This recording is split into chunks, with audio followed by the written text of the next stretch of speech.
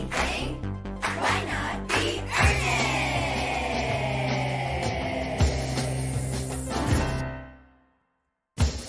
Paula, this is probably the last time that I'm going to be recording this episode at this desk in my room. Hold on, Josh. Let me set down the mic so I can applaud. I'm sure the listeners are going to love just getting just clap straight into. Good for you, buddy. Thank you. Yes, I am redoing my room because my apartment is the place where I am. Oh, yeah. I think that's very real. I think we have reached the point in quarantine where people realize everything that they hate about their house. Yes. You know? Yes. And honestly, you hate it. Even if you hate it, you have been living with it for 6 years at this point. And it's just now that you're like, no, I do hate this. It's taken all of this time to marinate. And it turns out I've opened up the stew and I do hate this. This tastes bad.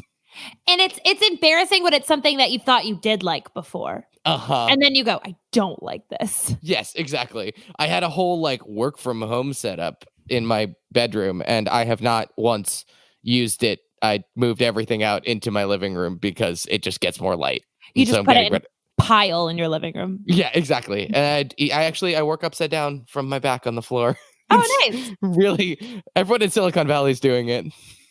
See, I have nothing but respect for people who had an organized living situation and then now are like, what if I changed my organized living situation? But Josh, you know me, and my life exists in pure chaos. Sure. I'm not particularly clean or tidy or organized, or I don't think things out in advance. So I think that for me, it's been baby steps towards becoming base level human being. It's like Pigpen from Charlie Brown. Yeah, with the dust cloud always there. That's me always. No. Oh, it's true. So what have you been taking steps? What are these baseline human things that you've done? I went to IKEA yesterday. What an experience to go to an IKEA during a pandemic. Zero, negative a billion out of 10. Don't go.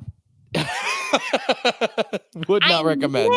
I needed a cheap we really want to get into the details here. Yeah. I have a back porch that is, like the rest of my home, chaos.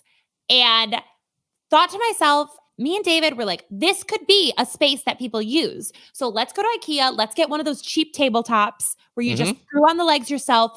$15 for a table, y'all. Amazing deal. And it doesn't need to be fancy because it's, in the back porch. And, that's what socialized healthcare ends up creating from those Scandinavian countries is we deserve $15 tables and a base minimum wage. Sure. And they're living the dream. But so you can no longer order online at IKEA. You used to be able to order online, go pick up. You cannot do that anymore. Mm-hmm. As your punishment for daring to venture out in public, you must go into IKEA. Okay. Now the parking lot, there is, those metal gates where people wait in line to get into concerts? Sure. Yeah. That goes through the entire IKEA parking lot. What? Which means that there are, and I got to talking to the woman at checkout. There is a line to get in every single morning. The doors unlock and it is Black Friday there. Every day. God. They've dropped a new sneaker. Yes, it is chaos. There is nothing in stock. If you're going to buy something, you have to have 4 other options. It is emptied. There are people everywhere. Boomers especially are just wearing their masks down by their chin, up on their forehead, just anywhere but the right way. People screaming and shoving. I really do like crowds of people, and my heart was pounding. Oh my God. It better be the best $15 table the world has ever seen. I'm just impressed that you were able to, that it was in stock and you got the $15 table. The last one. Oh my goodness. Last one. And the worst part, guess what's closed? Meatball Central. Welcome to Being Earnest, a very sincere podcast. I'm Josh, I'm Paula. and we're here to talk with you about the earnest and sincere topics of the day. Tally-ho. I have been watching a lot of Great British Bake Off. Yeah, that whole which in the US is Great British Baking Show.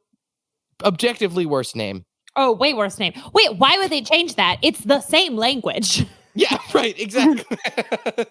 It's like, I understand when things are, if you're watching like a show from Korea or from a place where it doesn't sound similar, that the name must change because the translation changes. But yeah, and you need to make it more poetic. Like, instead of Iron Man, it's like man who wears metal. Well, see, it's like the way the translation goes. Yeah. For sure. But to change the British one is nonsense. It's got to be some kind of weird licensing thing. Anyway, Josh, I'm not done with this because I do need to say that is the show that you have to watch. As Joshua Linden, Prince of Costco, as Joshua Linden, Little Prince of Costco, you have to watch Great British Baking Show. Yeah, and I hadn't until a week ago. And now are you obsessed? It's absolutely scrummy, Paula. Ew, what a gross, disgusting word. Please never say it. Please never look me in the eye, even over the video chat we're doing, and say scrummy. I don't know what I would do, but it's not something good. That is your show. That is your spirit show. Everybody has one. You found it. Amazing. What is mine? It's Impractical Jokers, isn't it? That feels mean. No. But I do hear you. Josh, what are we talking about today? We are talking about going up. Growing up. Going up. What? No R. Going up. See you sabotaging this from the start, which is why Impractical Jokers is the essence of your being. 4 friends who've been best friends since high school. Yeah. I wish I knew the full intro. Such as moving upwards. Yes. Upwards trajectory. Yes, an upward trajectory. Yes. So Paula. Yeah. 3 main ways that you can go up in most in normal situations as a normal person in the world. Stairs, elevators, and escalators. Which is the best original name for this episode. Yeah. What's your fave? What's your least fave? How you feel about them? Now, you know that thing where you don't have an opinion on something until all of a sudden you would die for this opinion? So our podcast. Yeah. I think the story of our podcast is if somebody walked up to me on the street, I'd go, I don't know. But then now that we're in the podcast, it's like, there's a correct answer. Yeah. Crying blood. Yeah. I am a hard yes on escalators. Interesting. Because escalators have everything. You can walk up a la stairs. You can stand still a la elevator. And you don't have to stand super close with strangers like you do on an elevator. And you don't have to watch your freshman year of college boyfriend take the stairs 4 at a time like a goddamn asshole. What's stopping freshman year boyfriend from doing that on an escalator, though? Hopefully, gravity. Get those shoelaces sucked right in. Yeah, so that's okay. Well, 2 things here. One, the escalator really is kind of the middle ground of these 2 other ones. I think you're completely right. Mm-hmm. Yeah, it's the jack of all trades as opposed to being the like crafts expert in one individual one of these. Secondly, you've just hit upon one of my greatest fears. As a my child, freshman year boyfriend. Yeah, yes. So I, as a child, and it still pops up a little bit now, had very much a fear of like getting sucked into the escalator, like my shoelaces at the end of the escalator getting sucked in and then getting stuck. Or B, I also just didn't like the idea of accidentally stepping down not in the middle of the escalator pad in the step so that I would be half and then I would fall. Got it.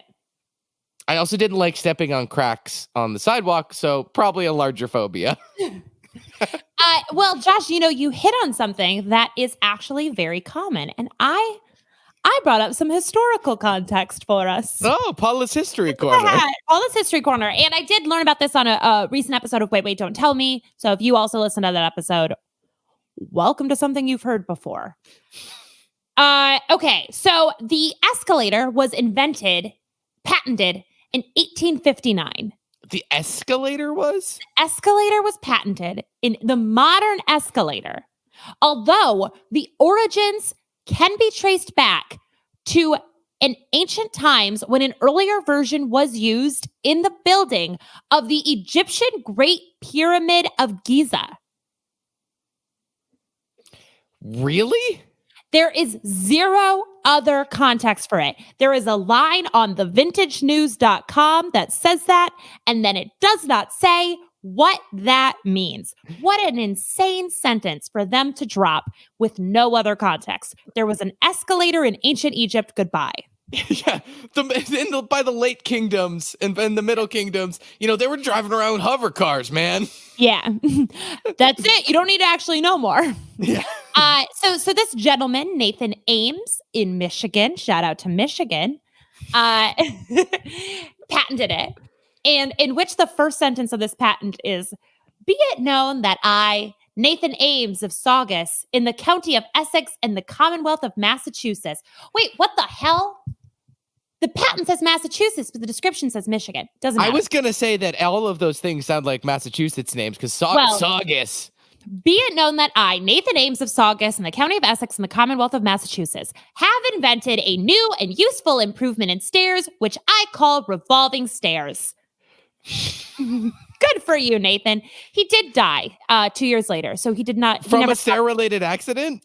He was sucked in and died. But the thing that I want to tell you specifically is that Victorian England, which seems like the worst place ever in eternity to live, Harrods store in London. Yep, I've been there. Was one of the first places that got a major escalator. Mm-hmm. And people freaked the hell out. It says that tons of people came that day and they believed it would discombobulate their inner workings and were quite disturbed.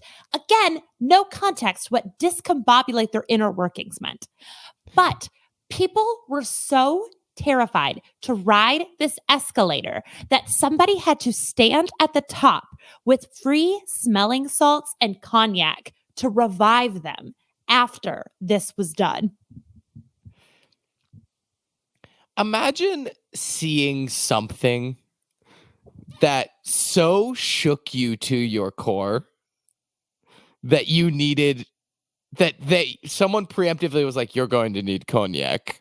Yeah. Like, it feels like in this internet age and what we've figured out through technology, there is not like just being like, I go up, therefore faint. Hold up.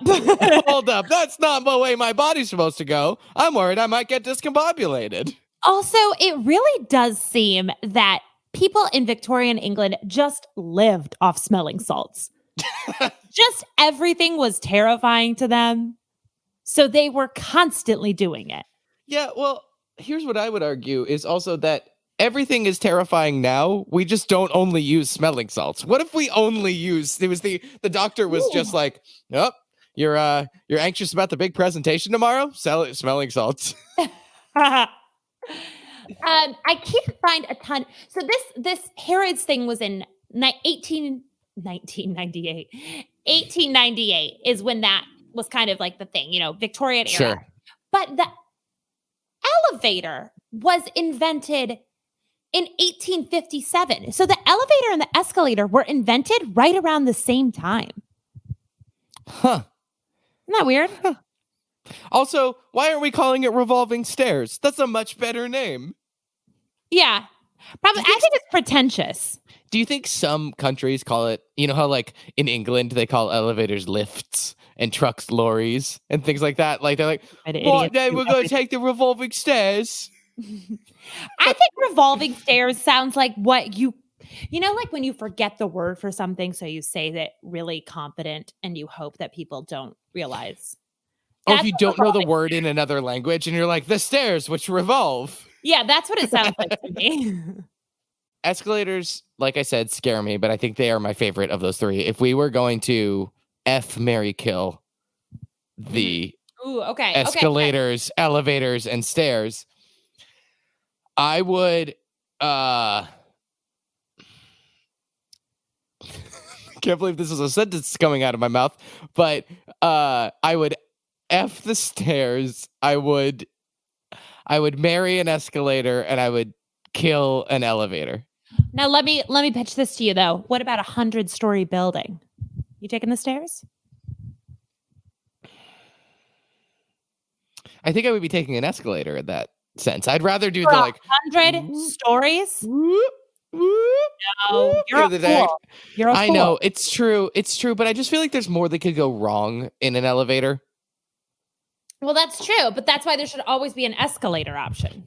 Worst comes to worst, escalators don't go flat and turn into a slide. You know, like they'll be stairs. It's just one.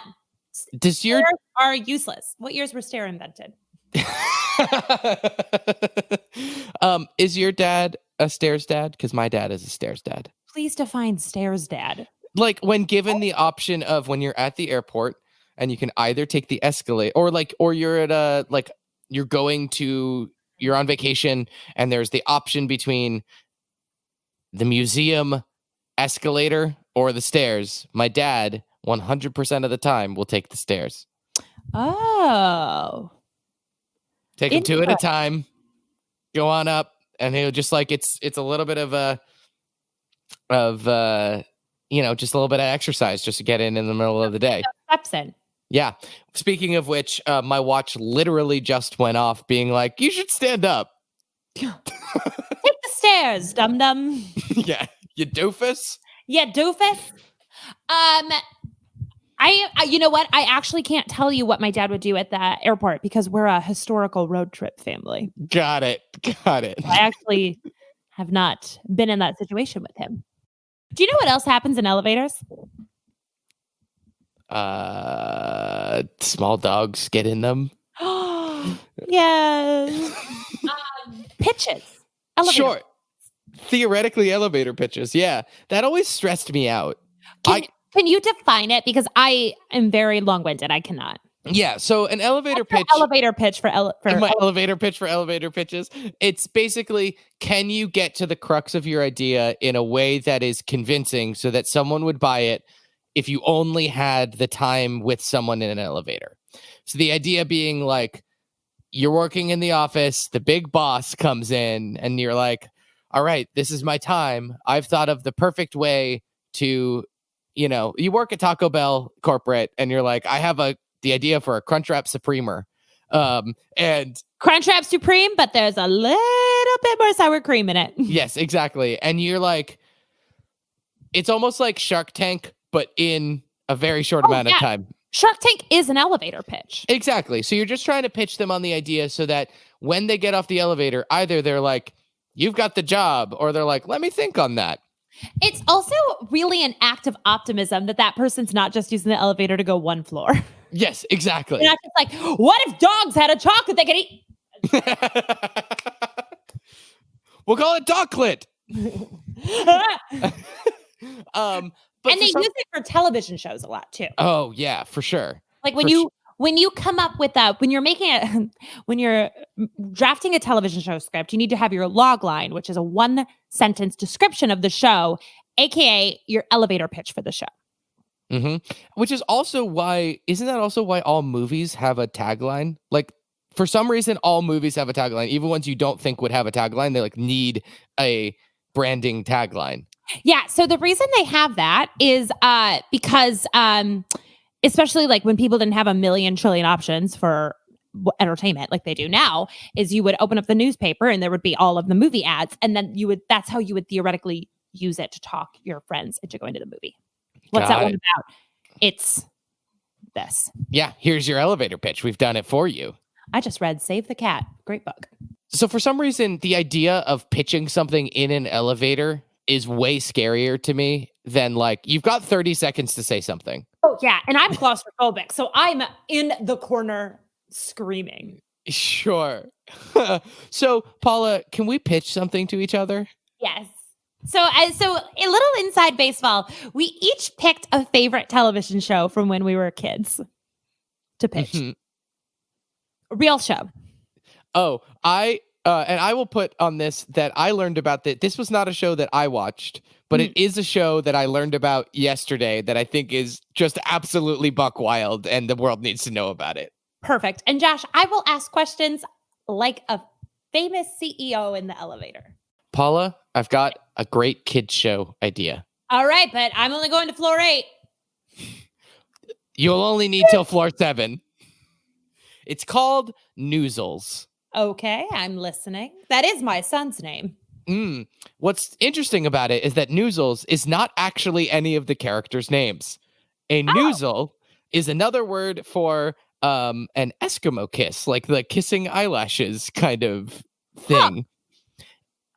Because there's a little girl named Sandy Brown, and she is given... Oh, that's my mom's name. Yeah, I've done my homework, sir.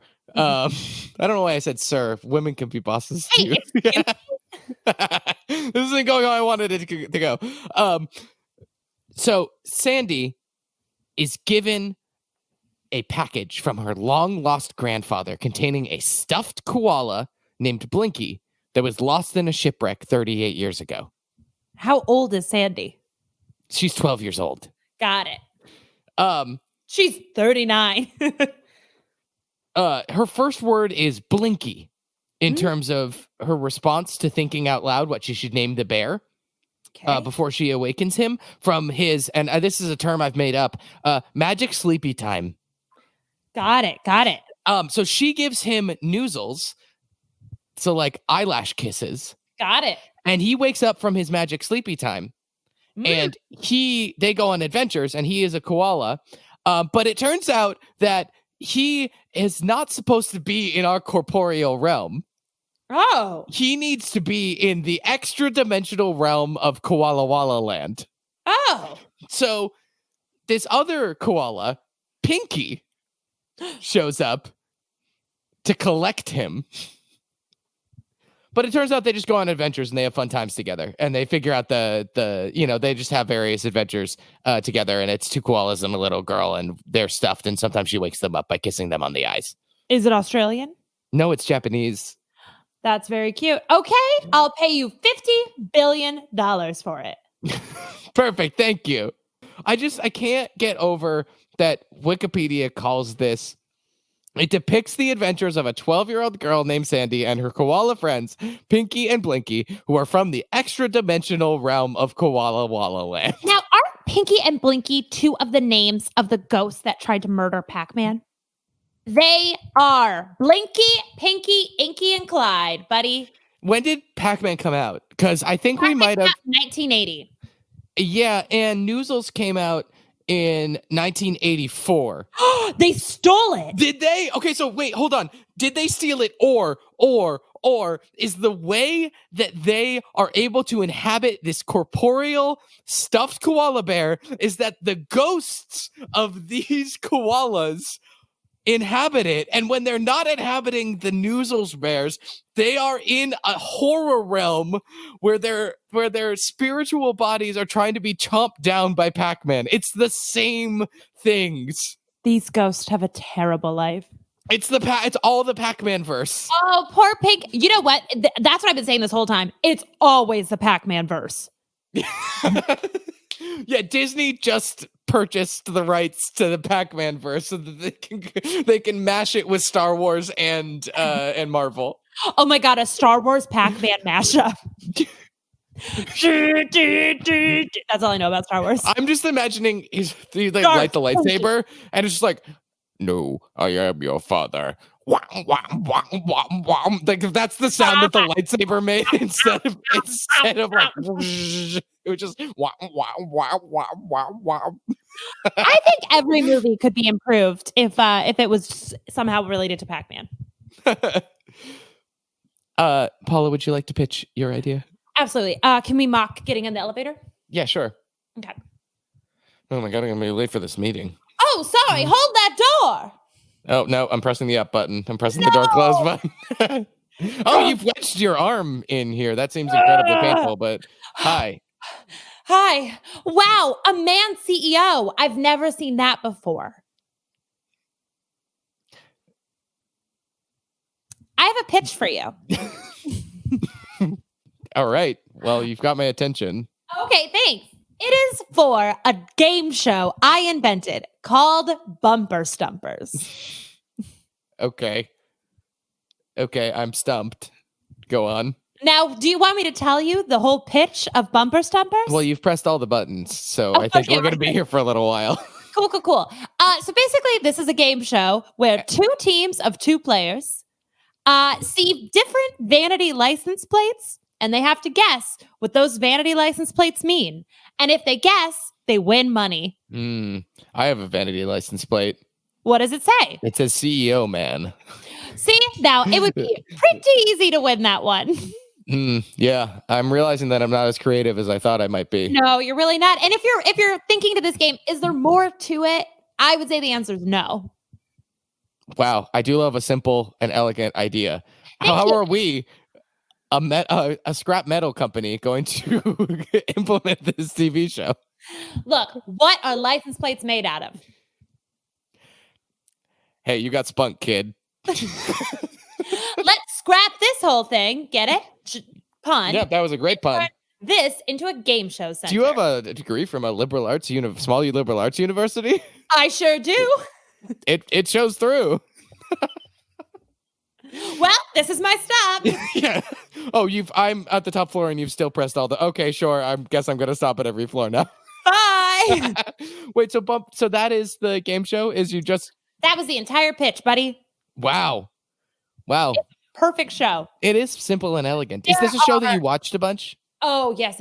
I love Bumper Stumpers. It's a Canadian game show because, of course, it's Canadian. Yep. And they would essentially just show you, it's Boomper Stoompers. Boomer Sloopers. They would just show you some license plates and you'd have to guess what they were. And then there were some bonus rounds. And like one of them is they would show you a series of license plates. You'd have to guess who the person is that had that car. And that's kind of it. That's kind of the extent. And it only ran for a couple of seasons, and probably because there's not much else you can do with it. Yeah, I was going to say, so just to make sure I understand it, like, it's kind of like a Wheel of Fortune kind of situation where you're having to like say what the phrase is based on what someone has. License plate. Yeah. Got it. Waving goodbye. Goodbye. It's just such a pure, simple, unthought out idea. And I love it. It's so clear that this was an elevator pitch and some Canadian ad exec was on a road trip to Calgary, I don't know, somewhere, and they were playing the license plate game. You know, the one where you're trying to name all the states, but it's easier in Canada because there's only like 6 provinces. Yeah. And they were looking at the plates and they were like, huh. This is a game that my children enjoyed. Book it, hockey man.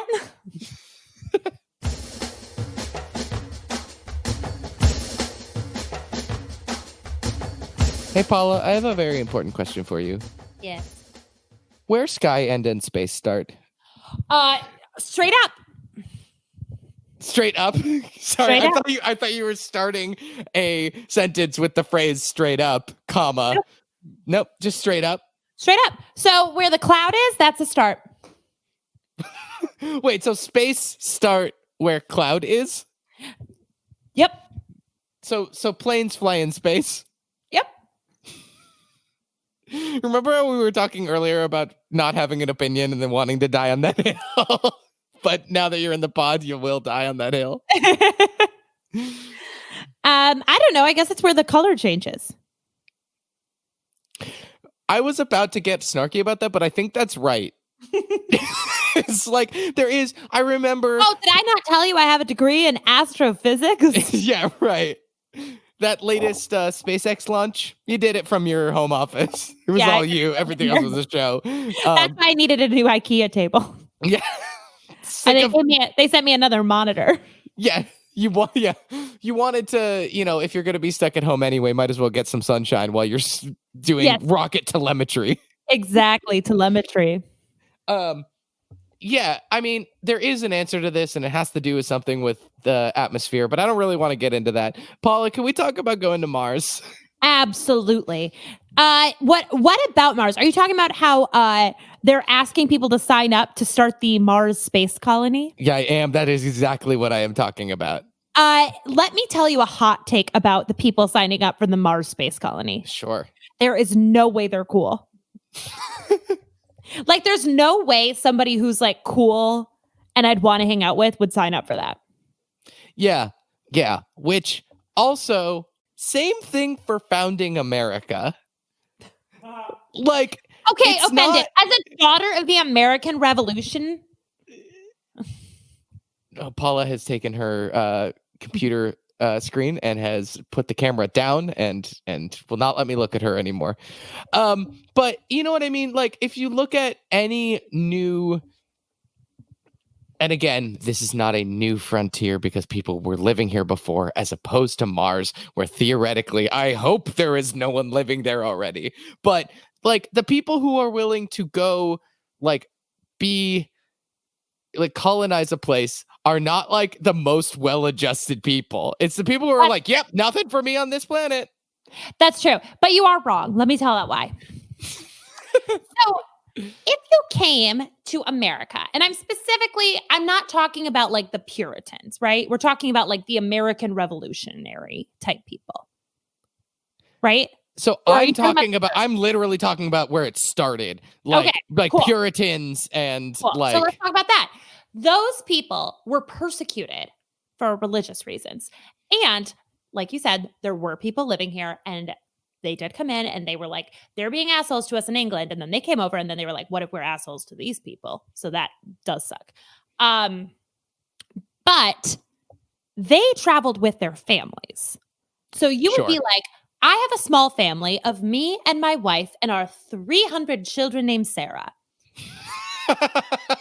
And you came over with your 300 children named Sarah and your best friend and their 300 children named Sarah. So it was like everyone you knew was coming. Right. If you were Puritan at the time, like it's not like you're hanging out with everybody else. Like you're hanging out with your other like little buckle, right, because you've been because you've been persecuted for religious beliefs because you have an incredibly conservative zealot-based religion. Wild. But because everyone's like, you shouldn't be doing that. And you're like, I need to. Yeah. But that being said, like, at least you're coming over with other people. Yes, like, that is a really important point. Yeah, so you're coming with the whole gang.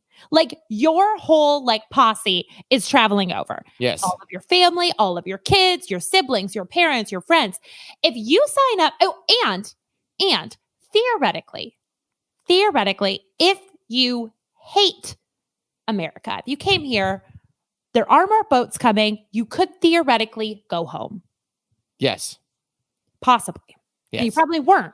But if you sign up for the Mars space colony, the rules are it's just you. Mm-hmm. You go by yourself. It's not you and everyone you know. It's one seat aboard the colony. And it is impossible to return home. That is part of the agreement. You could get there and be like, this is the biggest mistake of my life. And everyone's like, well, bon voyage. Like, yep. That's it. And I think that to me is like, everyone's wild. There's no way I would do any of it, but that is the difference. You're by yourself and it's permanent. And theoretically, those are the only people where you can have 1,000 children named Sarah with. Yeah. So it's a weird, for me, this space colony, my pitch is either a quirky workplace comedy that's set on Mars where you can't leave, or it's like Love is Mars, and it's a big old dating show where everyone's just gonna be bumping the entire time. Or what if you're the one person who no one wants to bump with? on this new planet. Like everyone else is having this polyamorous space wedding, and you're like, You don't get but not you, Greg. You're weird. And Greg, and can you imagine what a freak you have to be the weirdo of the Mars space colony? These are all people who looked at their lives, who looked at everyone they met and said, I don't want to see any of you again. Yeah, right. Bye. Yeah. I'd rather live with 15 other strangers and know I'm dying millions of miles away from you. And never have a chance to see or communicate with you again. I don't want to go outside without a helmet ever again. Goodbye. I would rather not see a dog. I have looked at the history of trying to settle places. Then I've looked at that, and I've looked at the history and the mortality rates, and I said, that's for me. So these people that are in the colony are buck wild. Yep. So if you're Greg and you're the one that is not going to bump uglies with anyone there, that means Greg is the biggest freak of all the freaks. Yeah, exactly. He's Freaky Greg. That means Freaky Greg has zero redeemable qualities. Yes, exactly. It's like, it's a literal desert island experiment, right? Yeah. It's like you are actually going to be stuck on this desert island. What are the 3 things you're bringing, and who would you want to be there with? That sucks. Yeah, it totally sucks. That sucks. And there's no hope. It's not like Greg sitting there being like, well, 3 more months. No, Greg, this is your life now, you dum-dum. You signed it away on that piece of paper, back on, the planet that you came from. You can never go back home, Greg. Also, frankly, we don't want you back. Now that we know. And no one else is coming. It's not like Love Island where another wave of hot singles and bikinis are coming on soon. This is it, Greg. Yeah.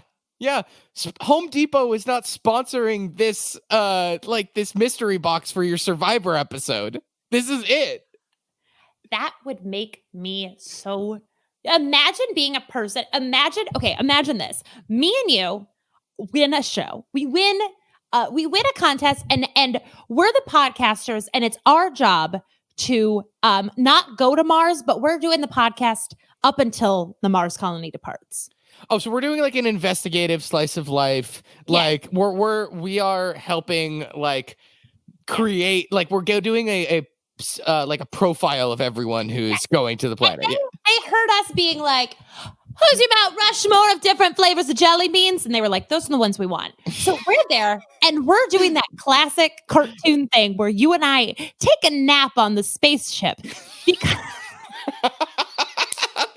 Oh my God. And the next thing we know, S word, it's taken off. And now we're stuck. This sounds like your pitch. Are you still pitching me on the TV show? I'm pitching you on what I think hell would be. Because they don't have enough spacesuits, right? That's what you're going with this? Imagine, I'm not saying it'd be hell to be with you. Imagine me and you and the 15 most annoying people, and that's our eternity. And you and I are weirdos. We are far and away the most normal, well-adjusted people on this freaky freak colony. It sounds terrible. It sounds absolutely awful. I guess being stuck with me sounds terrible. And then Paula. No. Wouldn't that be hell? And there's like no coming back. And then here's what would happen. You and I would get mad and we would start our own colony. Yeah, we would. We would have no scientific knowledge of how to do that. We just take a part of the colony and put a bunch of books and shit, or break a bunch of things and be like, you can't come in here. This is ours. Do you know what's unfortunate? You and I the whole time would be like, we're the only normal people in this colony. And somehow we would actually be, because of the way the world works, you and I would be the 2 most annoying people in the Mars colony. Right, because the median normal has moved so far off the scale that by being somewhat normal, we are now the weirdos. And everyone else is like, God, We're bullied. Yeah, we're bullied by all these weirdos who can't get along, but the only thing that they can unite on is that Josh and Paula have to go. We're the most hated people on the Mars colony. Yeah, and like in some ways, like we actually set the stage for humanity and civilization there, because if we weren't there, then they never would have made the Mars laws, which make no sense. Frankly, they really, it's a lot of like just weird. Like everyone's like, you have to blaze up on 420, and we're like, we're not. Time is a construct. It's not a 12-hour, it's not a 24-hour day on Mars, and like. That joke is old, and they're like, also Josh and Paula aren't part of the club. It's like Mars law number 3, right under freaky Greg can't be freaky. We're so close to Greg, but sometimes they side with Greg over us. Yeah. God, this would kind of suck. I think that's gonna do it for us. Gonna do it for us. Thank you as always for tuning in for another week. We really appreciate it. Before we get to our earnest moments of the week, just a reminder that there are a couple of things. One, wear your damn masks. Wear your masks, especially IKEA. Yes, and the mask goes over your nose. The mask goes over your nose. The mask goes over your nose. And I'll tell you what, in hot weather, the neoprene kind, that's what I got. They're like $4 at the grocery store. They are so much better than the cloth ones. So there's no little being out there complaining about being hot in your mask. Get one of the little neoprene guys. That's our earnest advice of the week. And then secondly, make sure, that you're continuing to build a habit of anti-racism. Read up. I actually just got my books that I ordered a little while ago, so I'm digging into a couple of those and got them from Semicolon, which is a Black-owned bookshop here in Chicago. You can get their, you can order from Black-owned bookshops through bookshop.org. Just go to their individual sites, and the proceeds go towards their profit. We love Semicolon Books. They're an awesome organization. They're not only a cool independent bookstore, but they do a lot for the community. They do a lot to help, especially like school children. It's just very cool. So definitely order books and check out Semicolon. Yeah. It's time for our signature segment, Earnest Moment of the Week. I got a hiccup in the middle of saying that. Sounded cool, though. I can't believe I Thank you. spent eternity on the Mars colony with you. I've got an earnest moment. Perfect. This one comes from my mom. Hi. Which always feels weird. Like it always feels like my mom says that I'm handsome. You know what I mean? But my mom did send this one in from one of her friends. So I'm going to do kind of a double one here. So first off, I thought this was very earnest. My mom and her alumna of her college a cappella group got together for a Zoom call to meet up and talk and catch up. And then they're doing a little singing thing at some point. Oh, that's very sweet. So one of the people in that group, my mom wanted to share her story, which was that she lives in San Francisco. And every night since COVID restrictions were put in place, her street hosts a 10-minute dance party. They rotate between all the houses, picking 3 dance songs and play the music through their windows and then dance on the street and the sidewalk. That's really adorable. Right? That's really adorable. Really cute. That is very earnest. Yes.